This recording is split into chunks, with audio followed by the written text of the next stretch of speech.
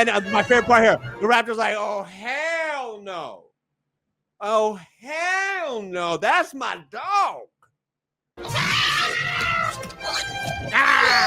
What's up, everybody? I'm Carlos Alberto Navarro. I'm an actor, a broadcaster. I've been in the entertainment game for over 25 years in front of and behind the camera. Marvel, AMC. The real thing is I am a movie, pop culture, and especially Steven Spielberg and Jurassic World junkie. So let's look at the Jurassic Park world. So that's why I wanted to kind of dive deep to see what it is that keeps wanting me to go back to see these movies, even though most of them aren't that great anymore. All right, hands up if you still remember the roar in 1993. I was there.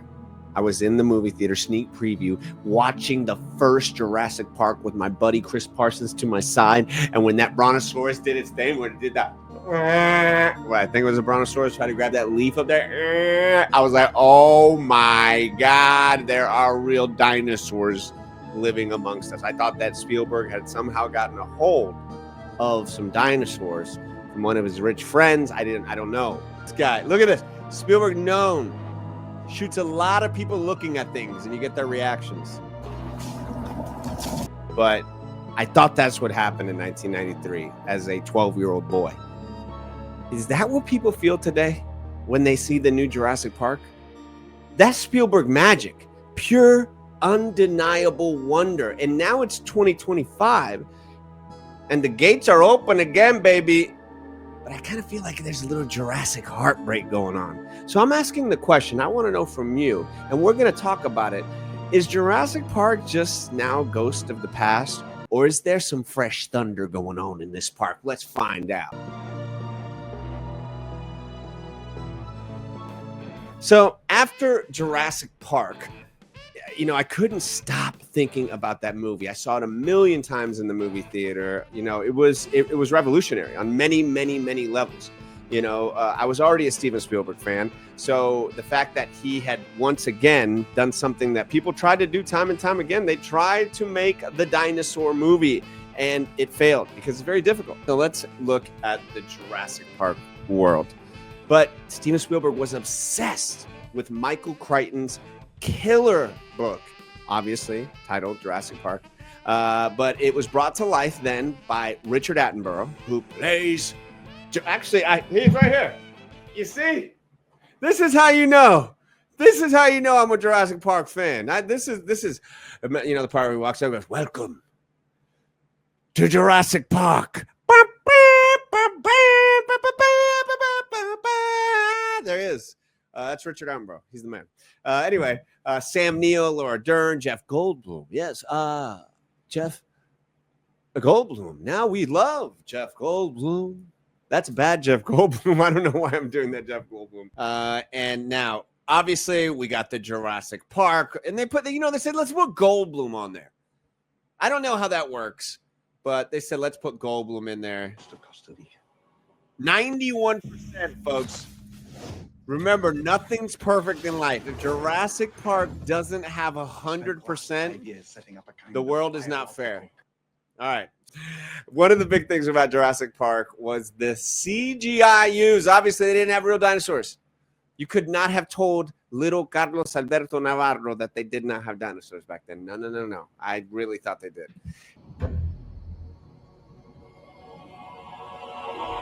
It was Spielberg's company.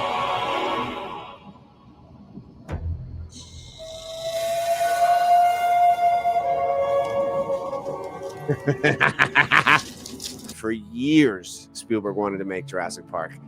He tried with animators, literal animators, claymation, and the technology just wasn't there. I know it's hard to understand that now because anybody can create a dinosaur now. So Spielberg got an animation of one of the dinosaurs, a computer animation. Somebody said, hey, I think we can do this with computers. And Spielberg was like, what?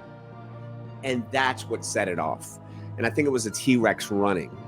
So the VFX and the practical effects and Stan Winston, legend in the game, the animatronics he created, it was a mixture of it all. And that's why it's one of the greatest films of all time. Look at that shot. Look how clear that shot is. Everything in place. The back, it's different. Slow. That's what Spielberg is known for, by the way, that slow dolly in. Because it had an impact in the culture. It had, it was from an amazing book, amazing director, amazing acting. It told a story that people wanted to see. What if dinosaurs really came to life? It's what great storytellers do. You got to hook them in. You know, why is this happening? Which Masters General, my film, you're at the beginning, why is this happening? Because you got to be going, what is happening here? What is it? And then on top of that, the special effects and the literal gigantic animatronics that Spielberg had a little bit of obviously experience with E.T. and Jaws. But this time it was all of them coming together at the same time because they still did use animation, classic animation and claymation techniques. So what I think is a perfect movie. Jurassic Park is a perfect movie.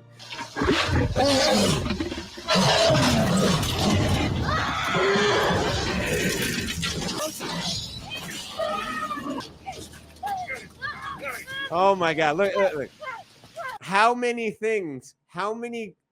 action points can we have? It's not just one thing coming. No, you got a T-Rex, you got a kid in the car, it's spinning, it's raining, it's lightning, there's electricity, you got a kid on your...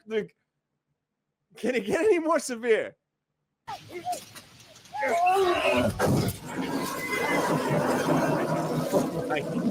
With a $63 million budget. Now, hear me right. A $63 million budget, which at the time was expensive. Nobody's going to lie about that. It grossed $920 million worldwide. This right here, this scene right here, the introduction of the T-Rex. I still get chills thinking about it. I remember holding onto my seat so tight, I couldn't breathe. This sequence is one of the most intense, crazy sequences in movie history.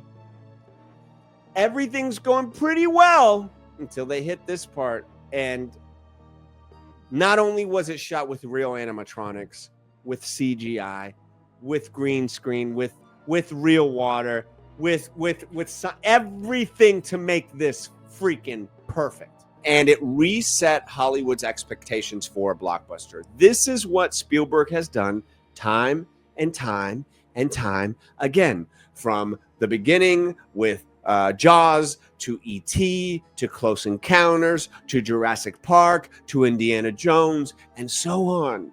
He's a master. He's a master. You go down the line. So this is what a movie should do. Takes you on that roller coaster. Takes you on that ride. Now we're on that. Oh, this is nice. That move. And then Spielberg's like, but we got to take you to that next level. What's that next level? Everything's fine, right? No, just the worst human being in the world ever. This guy, Newman, the worst human to blackmail people on an island. Like, seriously. In every one of these movies too, they always have some sad sack of shit corporate person. And I love it. Perfect representation of him.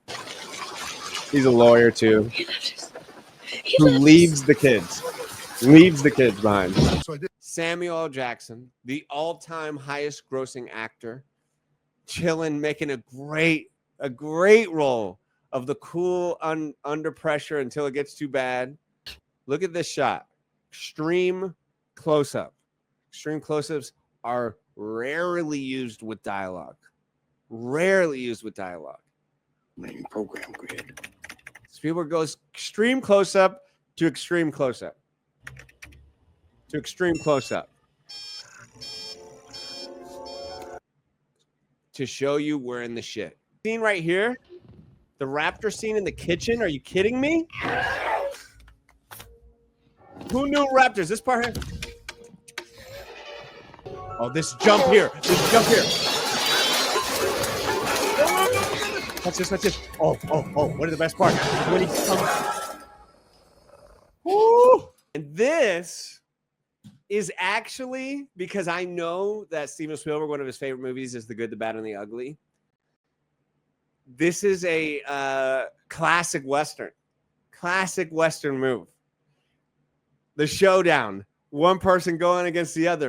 And then what happens? Uh-oh. One raptor here. Whoa! Killed. And then my favorite part here, the raptor's like, oh, hell no. Oh, hell no. That's my dog. Ah, that's how you do it. You're like, perfect Spielberg right here. Calamity motion. Of course, John Hammond runs. He makes it right there at the end. Nick of time.